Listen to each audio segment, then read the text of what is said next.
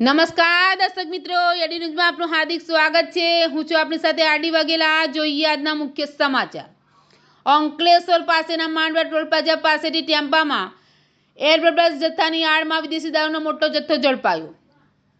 અંકલેશ્વર પાસેના national highway પર માંડવા toll plaza નજીકથી બી ડિવિઝન પોલીસે એક આઈસર ટેમ્પામાં એરબબલ્સના જથ્થાની આડમાં લઈ જવાતા 39.93 લાખના વિદેશી દારૂના જથ્થા સાથે ટેમ્પો ચાલકની ધરપકડ કરી હતી। પોલીસે ₹51.98 લાખનો મુદ્દામાલ જપ્ત કરી 4 શખ્સોને વોન્ટેડ જાહેર કરી કાયદેસરની કાર્યવાહી હાથ ધરી છે।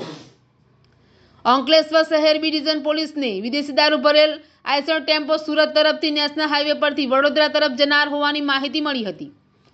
જે મળેલી માહિતીના આધારે બી ડિવિઝન પોલીસની ટીમે નેશનલ હાઈવે માંડવા ટોલ પ્લાઝા પાસે વોચ ગોઠવી હતી। આ દરમિયાન ટેમ્પો આવતા તેને રોકી તલાશી લેતા નાના મોટા એરબબલ્સના જથ્થાની આડમાં સંતાડેલો વિદેશી દારૂનો મોટો જથ્થો મળી આવ્યો હતો।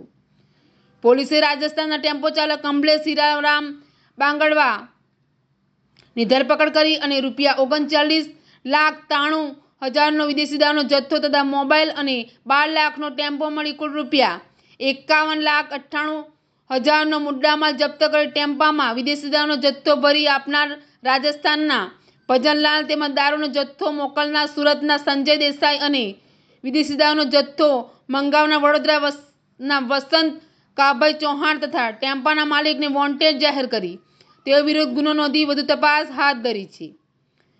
એડી ન્યૂઝ સાથે રિપોર્ટ જયેશ પ્રજાપતિ, અંકલેશ્વર।